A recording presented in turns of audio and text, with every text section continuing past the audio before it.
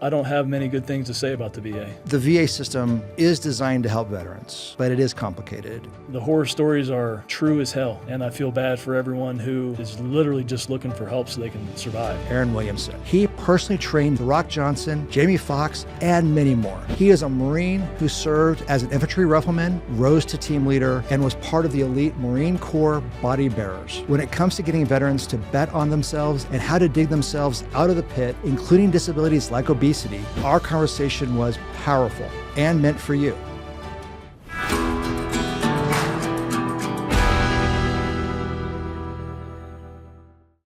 So how did you get hooked up with the whole entertainment industry? I mean, that's a pretty phenomenal thing to have happen to somebody who, as I understand your background, you're a Marine, and then you were homeless for a while, and you spent some time doing some civilian work in between, if I recall correctly, and then next thing you know, you're hooked up with Hollywood stars. How did that happen? My transition into civilian life was, in my head, pretty well thought out. And then I hit the ground and it completely backfired. How did it backfire? The job that I was supposed to have didn't really pan out the way I had planned. So it just left me in a place where I'm like, all right, well, this isn't the job I thought I was going to be doing. What do I do now? I'm in New Orleans. I don't know anybody here.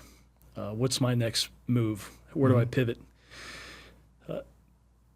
As you're probably familiar with, reading veteran resumes isn't civilians' top specialty. It is not.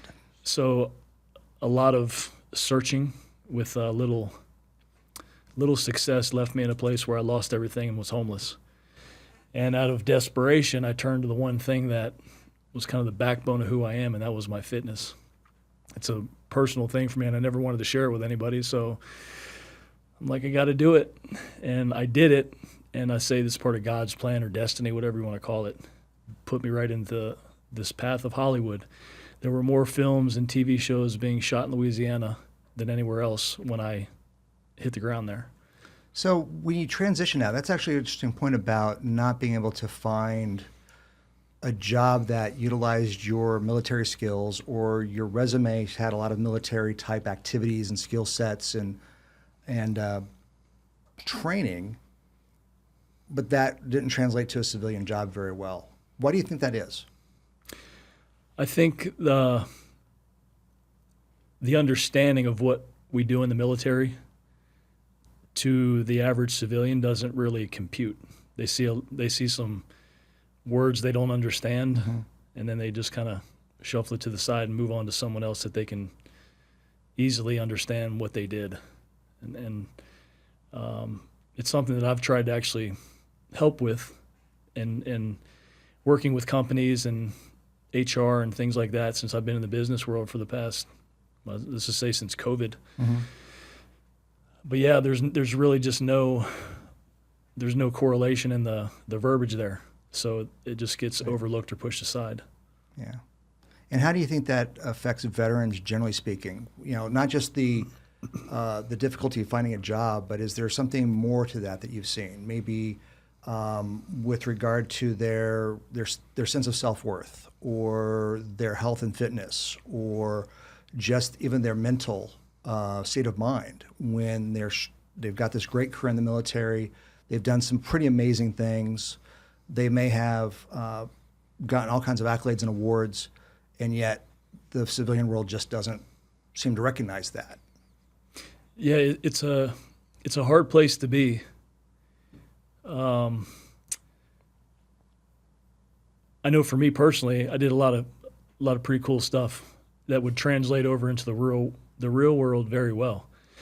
But because the terminology was different, and maybe it wasn't very understood on how that could benefit this, it makes you feel like you just want to go back in, like you do, like it's almost a joke, and it can really, if your head's not on straight, it can really put you into a spiral, because you question, well, if I did all these amazing things in my career, and then I can't even get a basic ass job with whatever this is, then what am I good for here?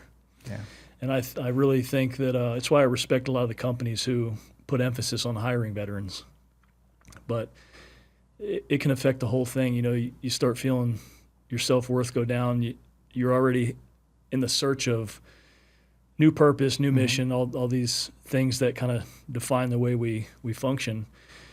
And then for me, I was lucky to have fitness, so I didn't turn to the drugs or the alcohol and all that stuff, although I did as a kid. But yeah, it can be a downward spiral really fast, take your life really fast, and I've seen it over and over again. And when you've seen it, you know, what have you heard from people saying that there's any particular aspect of that really drove them to spiraling? You know, and you wound up being homeless for a while when you got out after your civilian stint. Was that part of that the lack of being able to find that focus that led you to being homeless, or was there something else that led to that? I was just trying to find work. I mean, I was like going to these freaking network meetups, but the problem is I'm going to these meetup groups, and for me, I'm not a social guy. I mean, I'm a mute. If I don't have to talk, I'm not talking. I just enjoy peace and quiet. Yeah. So I've never been good at just mindless conversation, chit chat, and that's what all these things are. So you go in there and you're talking to people who you have nothing in common with, and the conversations just really are, in my opinion, shallow and empty. So it didn't really do me well, and you just wonder, like, all right, well, what's like, how do I do this? I remember getting a book and reading this book that was about how to communicate with people, how to socialize, because I just sucked at it so bad, and I still do. I'm a lot better now, but still I'm a misunderstood guy because of that. If I could, I wanted to swing back a little bit to your experiences with the VA system for just a little bit here, because you're a veteran. We went through the VA system. You've been able to get some benefits out of the VA system, but it wasn't exactly a straightforward process for me, from what I understand. Could you kind of walk the viewers through, you know, when you left the service, what your mindset was like with regard to your VA benefits, and what you did or what you didn't do, and what you wish you could have done maybe differently? Well, let's just start with, you know, where did you start with that process? Did you even know about the VA benefits when you left? Is a good place to start. I wasn't familiar with the whole process or anything. So summer of 2009 is when I decided to get help. I had a bunch of people tell me, dude, get with the VA and see, you know, they have things that they can do to help you with disability and whatnot. So I filled out my paperwork and sent it off and waited and waited and waited and waited. And then I would make calls periodically. And what I found to be very disgusting was I was talked to like I was just a piece of shit. And so I started getting a bitter taste in my mouth from this whole VA thing. But essentially, the first package that I sent through got lost. So they told me to fill it out again and send it again. So I did. Waited, calls, talked to like trash, the whole nine. And after a year and a half, I said, fuck it. I'll just deal with it on my own. I'll figure it out on my own, because that's what I do. So I didn't touch the VA again until 2020. Okay. So I was just navigating on my own. I was using my health insurance from SAG. Being in the film and TV industry, the insurance is really good. So I was able to kind of, you know, maintain my health to a certain degree. But 2020, the industry shut down, and then it left me in a place where I'm like, man, I'm watching the whole freaking world fall apart, and I'm losing close friends of mine to suicide. Starts messing my mind up. And I went back to when I first started that whole disability package. I'm like, you know what? I need to re-engage with this, because this is the perfect time to do it. And I got with Wounded Warrior Project through a buddy who, actually my old commanding officer back in the Marine Corps. He specifically put me in touch with a VSO from Wounded Warrior Project, and he helped me get my package pushed through. It took about 2.5 years. And I got 70% post-traumatic stress. But they didn't address any of the physical stuff that I was dealing with.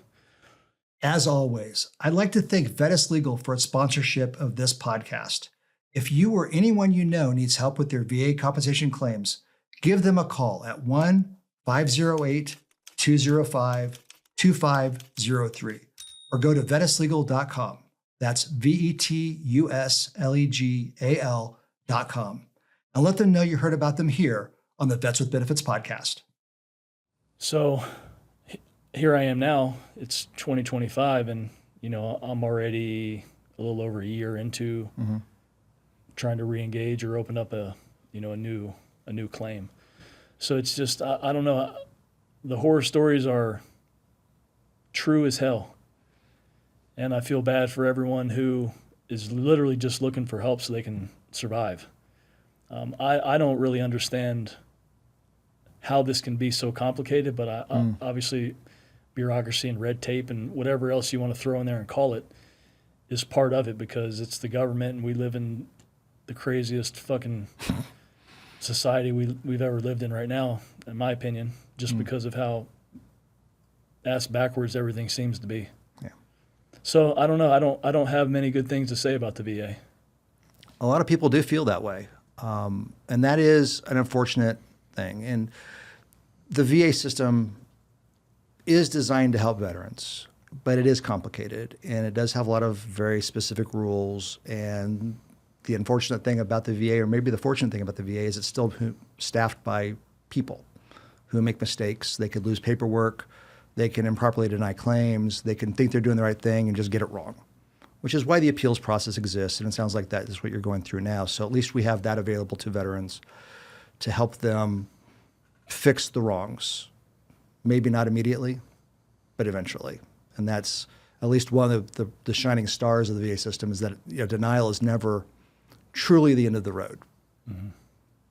There's always another path forward. In fact, the VA system allows for some pretty extraordinary ways to take care of veterans that they don't afford to other people on Social Security benefits or Medicare, Medicaid, things like that, with regard to denials. So there is a benefit. There's a bonus there. My grandfather, he just passed away about a week and a half ago. Sorry to hear that.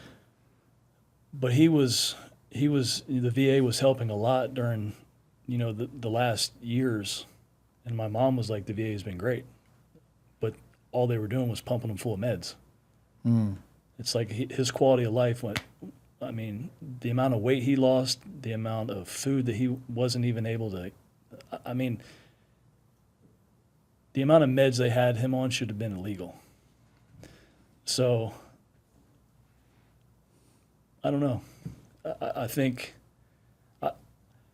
I hear better stories about the VA helping with older men and women who really aren't, maybe they don't have the best quality of life, so they're literally just on meds.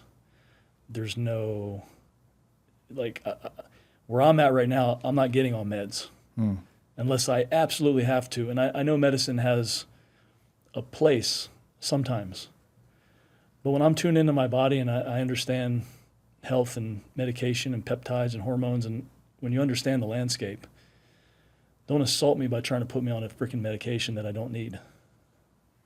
And that's where I have a problem, because if you're going down that road, it's an easier path. And it seems like that's an easier path for them too. I was going to say, who's it easier for?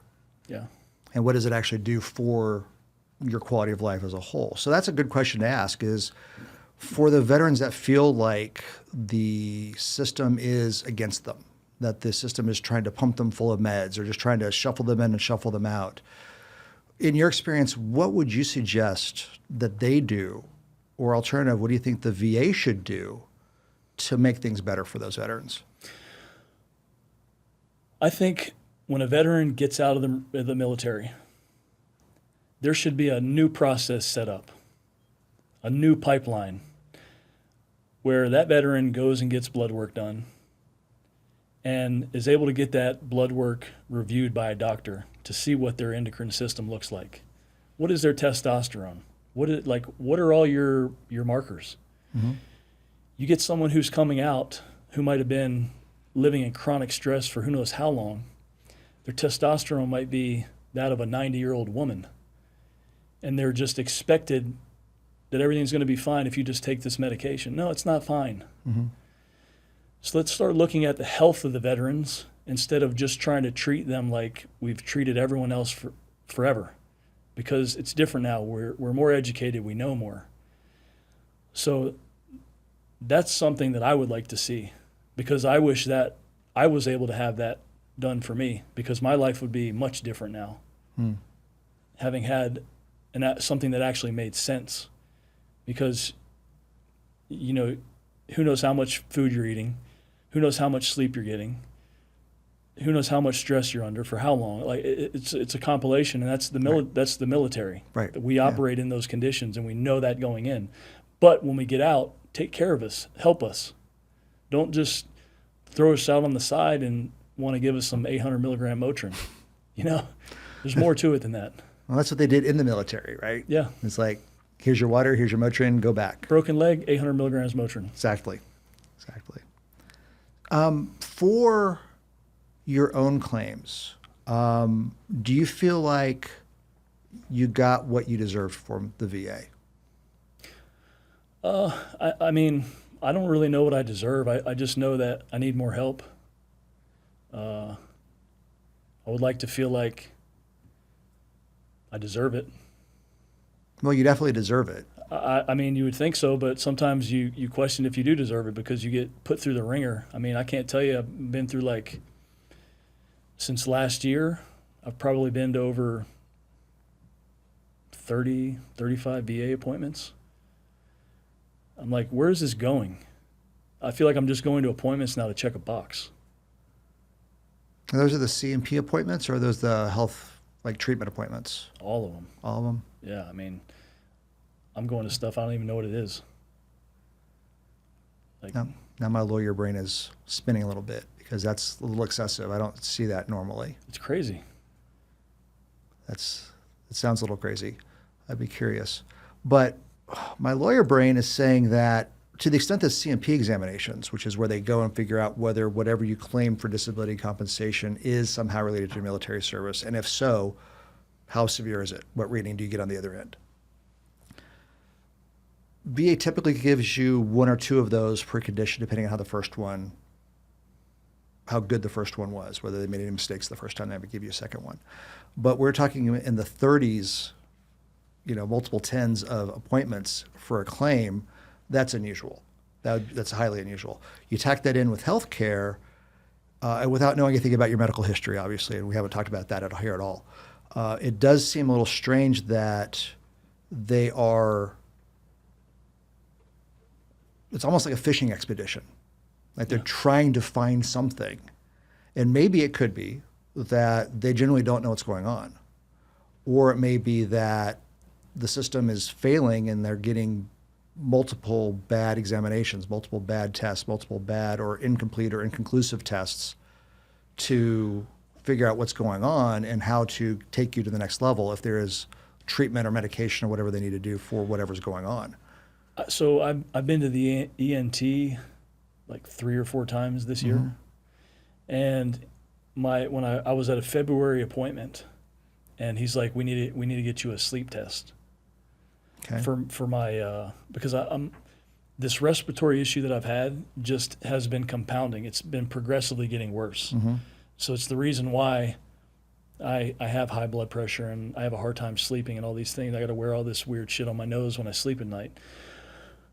So February is when supposedly they called in for a self sleep test to be mailed to me. That was February. I've been traveling a lot this year, so I was in Cincinnati in June, and then I was in Pennsylvania and Michigan. I don't remember the exact schedule, but I was gone for a stint. February. They mailed it to me in July when I wasn't home. And they ended up calling me, I guess it was about 2 weeks. They called me and said they mailed it. And I'm like, well, I'm not home. I'm traveling. I'm on the road. And they basically told me that I had to figure out some way to mail that back to them or they were going to file a police report on me. I'm like, are you kidding me? I literally, I was doing this speaking event, and the guy who was hosting, who brought me out there, he was like, was that the VA? I was like, this is the shit that I've been dealing with. This nonsense. Like, no level of care about me whatsoever. Talked about the contract that they lost, and I needed to hurry up and get it back. So I'm like, this is why I don't have anything good to say about anything. Like, it's just when you're going to threaten me to file a police report because I'm not home February, March, April, May, June, 6 months later. No, you can call me and tell me it finally got mailed out, so at least I know I can expect it, or maybe I could have a friend. But no, when you do that to me, I'm not even going to cooperate. You can take your sleep test and shove it up your ass. Yeah. And that kind of response that you're feeling, I've heard from, it seems like thousands of veterans in my career who just, they feel like they're doing exactly what they're being requested to do. They're following VA's orders or requirements, as it were. They're being a good soldier. They're being a good sailor. They're being a good airman. And yet they're getting screwed by a system that is making unreasonable demands on them. So the difficulty that I see there is that, exactly as you're expressing, people tend to distrust the entire system and they don't want to have anything to do with it.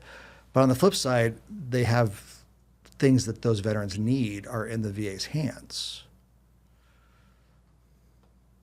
What can we do about that? What do you think would be a great solution for that? Honestly, I don't have any idea. I mean, it goes back to me saying we need a different process with veterans when they get out, instead of them getting out and then they just get out. Let's create a pipeline to help them when they get out. So that way this whole conundrum that we're talking about right now doesn't exist, because there's better structure in place. I know that's probably going to take a whole lifetime because it's the government. Right. But that would be a suggestion that I would make, is to help properly put veterans in a better position to do life in a more positive way. If you could design that new system, and that would have worked for you, what would that have looked like? Like step by step, if you could think of like a program, a routine, or a disciplined way of getting from point A to point B that would have worked for you, what would you think that would have looked like? Maybe wherever you EAS from, wherever you get out and you go home, whatever your home of record is, whatever that local VA is, this can all be set up prior to getting out. That way, when you get out, you get home on this date, you have an appointment at this facility on this date to get your labs drawn. And it takes about a week. Let's just give the VA an extra week. Let's just say 2 weeks. Within a week or two, a doctor's going to be calling you to review your blood work with you. And then based on what the blood work says, you get on peptides, you get on some supplements, or maybe you get on HRT, some testosterone or something to bring your body back into alignment. Because our biology is so screwed up. I mean, how can you expect to function properly when your testosterone's off, your cholesterol's it's just a mess. That's the way I see it happening. And then from there, you maybe have some follow-on appointments, but I guarantee that fixes a whole list of problems that the veteran is going to bypass, trying to figure shit out on his own. And I think the benefit of what you're suggesting there is that not only would there be a clean pipeline from service into the VA system, we could tack on other things like transition assistance, which is already part of that, the TAP. You could put into that a requirement they file their first claim, or at least the opportunity to file the first claim, the advice and input of accredited representatives or other people, veteran service officers, attorneys, agents, who can actually go through the records and figure out what should be claimed and help them figure out how to file those claims. Prepping the paperwork. Prepping the paperwork, yeah. If there was a way that somebody could have... That's a manpower thing too, obviously. Yeah. It's a manpower thing. Well, there's people like me that could help with that. The NAI. NA, yes, veteran service organizations, etc. There's a combat veteran I recently just helped. He was a mess. Like his mind was just a mess. Leg, Marine Corps Staff Sergeant. Amputee, legs, both legs are mangled. One of them's half gone, prosthetic limb. Mind is just all over the place. And he reached out to me on Instagram and was just asking, basically reaching out to see if I would even respond. And I responded to him, and I asked him what his number was, and I called him. Just me calling him, he started crying. I got him involved with a HRT, hormone replacement therapy company. And they brought him in, they got him all set up, did his blood work. He's like a whole different person now. I mean, this dude was like suicidal. I mean, it was like every day was him just hanging on for dear life. Wow. That one phone call, blood work, getting his testosterone back up to where it needed to be with some peptides. You wouldn't even recognize the same, like obviously physically looking at him, it's the same guy. But the way he talks now versus the way he talked then are two different people. Getting back to the thing that's fascinated the most about the story that I learned about you was how you took, well, let me back it up a little bit.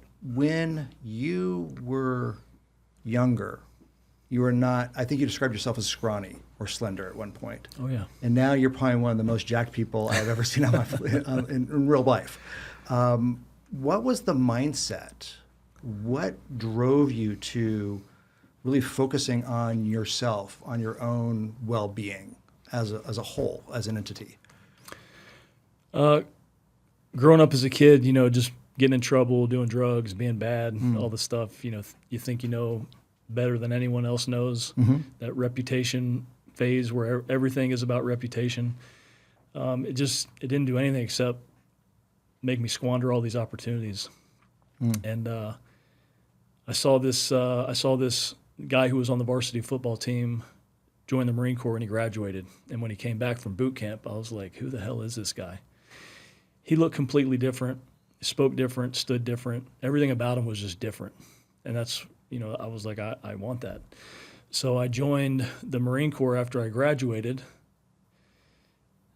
found myself on the yellow footprints and knew I was in a different world. But I was very open to it because I knew it's what I needed. And so going through boot camp, I just was trying to be the best I could. And in doing that, I fell in love with fitness, not in the weight room sense, but just moving and running and pull-ups and all the stuff we did in the Marine Corps. So I learned a lot about myself in terms of just not stopping, not giving up, relentlessness, perseverance. And then I got to my first duty station. We went on our first pump to Okinawa, which, we're on Camp Schwab. So if you're not on a field op, you're either partying, drinking, or you're a PT stud. And I don't drink, so PT found me, and that was kind of I say that's where I got bit by the bug, Okinawa. I started reading the magazines and doing the supplements, and I just fell in love with it. My body started changing. I went through a big transformation over there in Okinawa, and started getting involved with the body bearer section, the pallbearers for the Marine Corps. That was a whole nother thing of its own, but you had to be big and you had to be strong. So I got cut orders there, and I remember showing up, and one of the Marines threw a box of toothpicks at me, told me to go find my legs.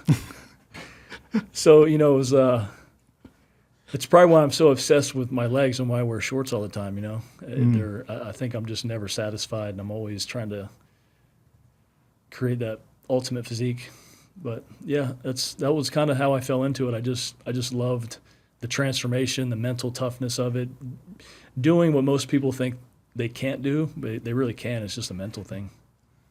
So What do you think was the mindset shift that you had to do to get yourself to be able to do that? Was it more just this is what we do as a Marine, this is just what we do because we're in Okinawa, there's nothing else to do? Or was there something more to like a switch that flipped in your brain that said, this is how we do it, this is why we do it, this is the result I'm trying to accomplish, and I'm going to do whatever it takes to get there? I just saw bigger guys who had really nice physiques, and I'm like, I want that. I'm such a skinny guy. I graduated boot camp on 160 pounds. Right. So it just fit. I don't really know if there was any switch. I just fell into it, and I loved it. It was a feeling. When you look in the mirror each day, each week, and you see your body changing, your leadership's coming up to you, your Marines are coming up to you, and they're asking what you're doing, and they're commenting on your hard work, your physique, all this stuff. So it was kind of a motivator for me. It feels good. Yeah, I love it. I mean, I don't know how people don't exercise or lift weights. I don't know how. Like, it's just, for me, without doing it, if I miss my training, it's like something's off. It's like I didn't eat for the day, or I didn't sleep for the day. It's just part of, it's like a non-negotiable. Do you think it defines you, your fitness? It's a big part of my identity, yeah, for sure. I'm not in a cut-off flannel today. So one of the things that the viewers of the podcast have seen is the last couple of episodes that we put out were about obesity and how obesity is a pandemic in the veterans community and pretty much worldwide, but especially in America. And when I think about people with their disabilities, there are so many things that can cause obesity, from orthopedic injuries to issues with medication side effects to just simply overeating because they're self-medicating their PTSD or their anxiety or depression with food, Haagen-Dazs on the couch while watching Oprah all day long, things like that. So for veterans who are struggling with obesity, which itself can cause other kinds of disabilities from the obesity itself, what kind of things can those veterans do to, shed the weight, to get down to a leaner fitness or a leaner body type, and I can't even say those words probably, to slim down and to get back to a normal or healthy weight? There has to be speaking of mindset shift, there has to be a shift that takes place. There has to be an awakening, a moment of clarity, so to speak. I feel as veterans, we represent something unique and special. And it's easy to lose track of that when you get out. And what makes it even worse is the society we live in today. We're just literally pawns in the game because food companies hire food scientists to create foods to get us addicted. And then we just become paying customers, and then the food gradually brings you over the pharmaceutical side to now you're getting on medication, and you don't really control your life anymore. So if you can see the big picture of what's actually happening and take a step back and remove yourself from it and look at your family, your friends, maybe some people you might have lost while you served, and just try and create some sense of responsibility. At least that's what I did. I'm not saying I was obese, but in my dark moments where I was hopeless and I wanted to give up and end it, it was about, well, that's a weak-ass thing to do because I have a responsibility to do something with my life because I'm here. So to answer your question, get up and just start moving. If you don't move, you're going to be perpetually stuck in this this area of discomfort, and the discomfort is laziness, but that is your new comfort zone. When you can remove yourself from it, get up, start walking, figure out, do an autopsy of your day. What are you eating over the course of a day? Write it all down, and then day by day, maybe swap one thing out. Swap, or let's just say 1 week at a time. Not make it too overwhelming because I know people have, soft minds these days. But what happens is you start feeling better. You start feeling better. You start feeling better. And then you're able to actually see what it's like to feel good again. And then you start getting into the gym, or maybe you start going for a run, or maybe you start lifting weights or doing something that pushes the needle more. But you have to start somewhere, because if you're just eating bad food and you're not moving all day, you're chipping away at your lifespan literally day by day. So I think, there's people out there who believe in you, and I think you need to believe in yourself that you're worth more than sitting on the couch eating ice cream all day, watching whatever's on TV. That's the way I see it. I like to think we're machines, man. Do you have any mantras, things that you kind of live by, or things that you tell yourself that kind of keep you in that? Or is it pretty much just become, this is who I am, I don't need any statements or mantras or reaffirming statements or anything like that? Because I know that some people think that to get that motivation that they need to get off their butt and do something, they need to have some saying that can float through their head. Or is there anything like that that works for you? No, because for me it's discipline. It's just Discipline? It's just built in. Motivation doesn't do anything for me. And motivation is like, all right, I watch a freaking some crazy cool movie, and then I'm inspired and motivated to get up the next morning and do whatever it is. And that alarm goes off the next morning, and you already make an excuse. So now it's like you got to build the discipline. And I talk about discipline is like sustained discipline lives in identity. We wear it like skin, whereas the fakers wear it like a costume. Interesting viewpoint. Yeah. Interesting. But I don't have any mantras. I just I get up and move. I map my day out the day before, so when I get up, I know what I'm doing the next day. I get up at 3 a.m. 3:30 I eat my first meal. 4:30 I'm in the gym training. I like to get it done before I can have anything interrupt my day that throws my training off. Okay. So a lot of it is, like you're saying, discipline, but also planning and knowing what you're trying to accomplish and taking concrete steps and making sure that you plan that out the day before, so that when you wake up the next morning, you don't have to think about it. You just get up and you just do it. Yeah, because it's really like anything else. I mean, if you have meetings or whatever it is that you want to do, you're gonna schedule it. You know when you wake up that you have to go do this, this, and this. Well, I do the same thing for your health and your fitness. It's no different, because if you don't, then you just leave it to chance. Next thing you know, you're swinging through some fast food joint, or you're stopping in a gas station trying to get something, or you're just not eating, and then you haven't eaten all day, and then you're so ravenous that you just eat whatever's at your house. It all sets you up for failure. And if you were to eat ultra processed foods in the morning, let's just say, that's going to set you up for failure for the rest of the day. So try and make the first meal of the day as healthy as you can. Maybe have some fruit, maybe have a protein shake, have something healthy that's going to help you feel nourished, not just fed. I can talk about this all day. I hope that you do, actually. Getting back to the discipline a little bit, have you seen how the discipline around your fitness has had a pour-over effect into other areas of your life? Yeah, I think when you – well, the good thing about fitness is, one, you can't buy it. You have to earn it. Like, no matter how much money you have, you can't buy your fitness. But the better shape you get in when you walk into a room, let's just say of people you don't know, you stand out because you're a walking billboard of your lifestyle. So if I'm fat and lazy and my shirt's not tucked in and I didn't brush my hair and I got food on my beard or whatever it is, it's like you're very unkept. It shows poor hygiene, poor discipline. If you're in shape, you look good, you care about the way you look, fingernails cut, hair brushed, nice shirt on, nice cut-off flannel, some jorts, whatever. Just things that make you stand out.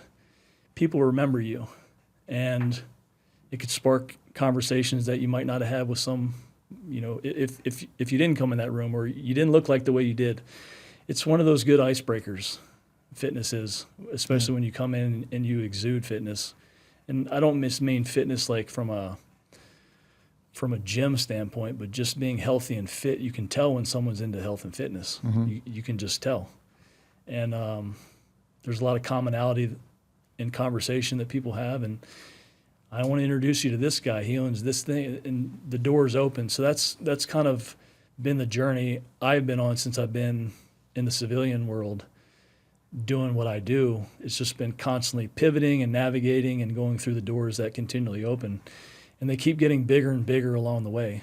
But your mind's got to level up too at a certain point, because sometimes those rooms you get in are really big, and if you're not prepared, it can really screw you. Understandable. And what you're saying just makes sense, because if you think about simply the advertising industry or the movie industry, which we'll get back to in a second, sex sells, sexy sells. And you look on the TV and everybody up there they look amazing. They've got perfect hair and perfect skin, and their physique is just attractive.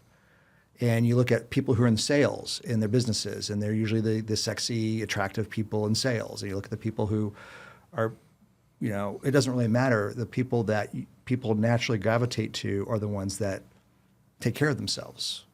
At least they appear to, without the Photoshop and airbrushing and things like that I'm sure happens sometimes. So that kind of gets back to a little bit about how I got into a fitness journey as well. And part of it was I woke up one morning, and I've told this story many times, looked at myself in the mirror naked and said, Todd, you wouldn't even fuck yourself. So That's good. How am I going to get laid by anybody else? So, when you're looking at yourself and you're frumpy and you're depressed, and it's just this vicious cycle, it seems like, for, the stress the world puts on us anyway, and then our own impressions of ourselves just keep pushing us down into deeper recesses of our minds. And it just seems almost impossible sometimes to pull ourselves out of the funk that we put ourselves into through poor habits like poor eating or not exercising, whatever. I'd been sitting behind a desk for 20 years as a lawyer, and I just watched myself start to balloon up. And I didn't want to go work out. I didn't want to go out and do those things that would make me feel good about myself again. And so I think there's a lot of wisdom in what you say about just taking that first step and making a small change. In fact, the program I went through, that's what they did. It's just like take one thing out of your diet and see how that works, and take something else out of your diet and replace it with something else and see how that works. And eventually you get to the point of being able to up-level your health and your fitness and your mental clarity, your emotional stability, and all the things that come with having a better sense of self-image, which also can lead into better employment opportunities, as you suggested, and things like that. So I think there's a lot of wisdom in your story and what you bring to the table here today, because I've seen it firsthand in my own life as well. Well, what you just said, I think, is very important. And I believe what people miss in the big picture of things is when you don't have full sight picture on your health, and you're not paying attention to what you're eating and paying attention to what you're drinking, you're not paying attention to your exercise and your sleep, all these things compound, and they just keep hammering away at your endocrine system. Then the next thing you know, your testosterone's off, your thyroid's off, your cholesterol's off. All of it is just skewed now. So it's impossible for you to even feel good. So the way you feel now, being unhealthy, is your new normal that people chalk up to age. And it's not true. So when I'm working with someone, I always say the first thing that I want you to do is go get your blood work done. Let's see what the blueprint looks like. Let's see where you're at right now, and then start fixing all these little things, which are really easy to do. You fix them, and then it's like boom, a whole nother person wakes up. Fat starts melting off. You start feeling like you got energy again. You don't want your taste buds start changing. You don't want to eat the stuff you were eating before. You put a little more emphasis on your sleep. You feel great. You wake up a little earlier now, being less sluggish. You can get to the gym early. You start your day a little earlier than you would before. So, it's like you go this direction. This is the life you live. You go this direction. This is the life you live. Which one do you want? Yes, yes. I'm totally taking a picture of you and sending it to J.K. He reminds me of J.K. Simmons. Really? Yeah, he's a good friend of mine. So is this what happened with J.K.? Did he go through something similar to that? I mean, we've been training together since Terminator Genesis. But 2016 was when that whole thing went viral. And funny enough, talking about job opportunities and stuff like that. Well, most people always saw him as J.K. The old man who just has a presence. But when we got him in shape, people saw him completely different now. So he started getting different roles, like the movie with The Rock. What is it, Red One, and then the Tomorrow War with Chris Pratt. Like, he started getting all these buff roles. So it just shows, it's no matter what level you're at, if you get fit, people see you differently. They can see you differently. So tell me about J.K. Simmons. What was it like to train him? J.K. is one of the most disciplined guys I've worked with. Surprisingly, you wouldn't think so with his age and some of the movies he's done, but he just really wanted to take his physique to a new level. Everyone thought we were getting ready for Justice League, but really we were just seeing what kind of shape we could get him in. He was doing his wife's movie called I'm Not Here, so he had to be emaciated, super disciplined, loves his family, one of the realest guys in the industry. I remember seeing something about how he had thought that he was getting really out of shape and maybe a little chunky a little bit, and that's when he met up with you. Was that true? Yeah, he kind of it's kind of been an up and down, roller coaster for him. But us working together, we actually locked down a protocol that works for him. So if he gets a little bit too out of shape or has to get out of shape for a role, we know now what to jump back into that works. We haven't worked together much recently because he's mostly in New York now. Okay. We were just texting last week. He's on vacation this week with his family, but he works and then spends time with the family. That's it. So, by all measures, from your background where you talked about the struggles you had as a child and in your earlier years, and then becoming a Marine and going into an elite corps of the Marines, and then going on and struggling through homelessness, and then finding a path out of that, and then getting into the film and movie industry and fitness all the way through the majority of that. You're a success by stretch of imagination. I think anybody would say that you've accomplished quite a bit. For those veterans who don't feel like they have been seen by anybody, by their employer or by the VA or whatever it may be, do you have any advice or recommendations for steps they can take to pull themselves out of that invisibility? I would say that wherever that veteran is right now, whatever mental state they're in, I guarantee you there's at least one person somewhere who's looking up to you, who respects you, who's pulling inspiration from you in some capacity. Maybe they don't know you now, but they knew you then. And that's the person that they still know. So no matter how you view yourself right now, people on the outside are not viewing you like you're seeing yourself. So find something that puts some fire in your soul to keep you alive. For me, it was fitness. Maybe for some people it's math. Maybe for some people it's running. Find something that puts some spark back into your life. And if you can do that, you're gonna realign yourself in the right direction, and the right people are gonna find you, and the right doors are gonna open. If it was easy, there would be no inspirational story. There would be no relatability. And that's what I've learned on this journey is when I was in the shit, I was just desperately trying to get out of it. I didn't fully embrace it as like, all right, I'm going through it. There's something to be learned here. What is it that I'm going to learn here? Looking back on it, every time I was in it, I can see the lesson learned. And those lessons learned have created so much context for what I'm going through right now in my life. And if I wouldn't have gone through those things, I probably wouldn't be here on this podcast even talking to you.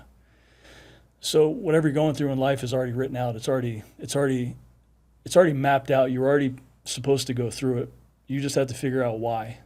But at the end of the day, no matter what, you have to believe in yourself that you'll be able to pull yourself out or make something of your life instead of just giving up, because we're built different. That reminds me of a quote that you had posted on your Facebook, which I did a little Facebook stalking on you last night. When a veteran doesn't have a sense of purpose, a mission, and can't find their identity, then they're going to face more struggles until they do. A gentleman named Michael Schlitz wrote that. I believe that. How does that resonate with you today? Yeah, still just hits right to the core. Yeah, it's as veterans, I think a lot of times we're viewed as like these broken people and we need so much help. And it's actually, I think, the opposite. We have so much experience and we have so much to offer. It's just finding the right people to align ourselves with. And that can be hard because we live in such a superficial, materialistic society. And that's not really us, because in the military, you're mission, purpose driven. Right. So remember that. So if I recall correctly, you also have your fitness program. You're still doing that, are you not? Where you have clients that can hire you and your team to help them with their fitness? I'm working on the relaunch right now. Relaunch, okay. Yeah, because I the coaching space for me is I don't like the cookie cutter stuff. I don't like to waste people's time, and I only really know how to do custom stuff. So I'm creating a new platform to do this better, so I can help more people. But not everyone can reach out to work with me right now. Okay. I was going to ask if you would like to have people to reach out to you, and if they did, how they would be able to get a hold of you. I mean, not the time. Well, they can reach me through my website, obviously, and or through any of my social media handles, and I'm happy to, to figure out, maybe there is a way I can help them. Maybe whatever I'm building right now will be the right fit for them when I do launch it. There's a couple different iterations right now. One of them is a coaching call. I'm working with a lot of high-level performers who a little more hands-on, but depending on what the nature of the issue is, I can still potentially help. It's just my doors aren't open to take on a ton of people right now for coaching. Thank you so much for your time. Appreciate it. And as I mentioned earlier, this is what I do. I've spent my entire legal career, except for like the first couple of years, working with veterans. I've been doing it since 2004, helping them get through the VA system, particularly on the compensation side. But the compensation side opens the doors for pretty much all the other VA benefits. So if you can get in and get that disability rating, be it 10% or 100% or anything in between, the world just opens up. And the higher the disability rating, then the better the chances they have of getting a high priority in the healthcare system. They get their home loan guarantees. They get this, that, get that. They can get their school loans forgiven if they get to permanent and total status, which is amazing. It can be a huge financial benefit for people and take a whole lot of weight off their shoulders. And I've seen people from basic tinnitus and hearing loss types of injuries all the way up through quadruple amputees and people who basically need somebody to take care of them 24/7, 365. And, they can't even wipe their own butt and everything in between. So the stories that I've heard and the people that I've helped have just driven that mission that I have for my company and for the podcast to my core. And I feel like the more that we can find stories like yours that help bring people in the system and help make this real and relatable, the more people we're going to ultimately help. Because there's so many people, and I talked about on one of the episodes of the podcast, they feel like nobody listens. They feel like there's no hope for even going through the process. They feel like it's stacked against them, or there's too much fraud in the system, or they'll never rate me properly, or and they come up with their own excuses, such as, well, I can't get service connection for my X, Y, and Z, or just amazing amounts of people who just don't even take that first step because of all the horrible things they've heard about it, including some of the things that you've been through. Oh yeah. But yet, they lost your claim, and you've been going through all this extra stuff, and yet you still got at least 70%. There's more to go. and certainly VA's got to finish off your claims and get those adjudicated properly. There's often a way to get to that next level with a little bit of tenacity and maybe some help from people like me and my team or other VSOs or agents or attorneys that do this work that can help the veterans get there. And ultimately, I don't care if they use my services. I want them to get their benefits, full stop, whatever that takes to get there. I'm just here to help.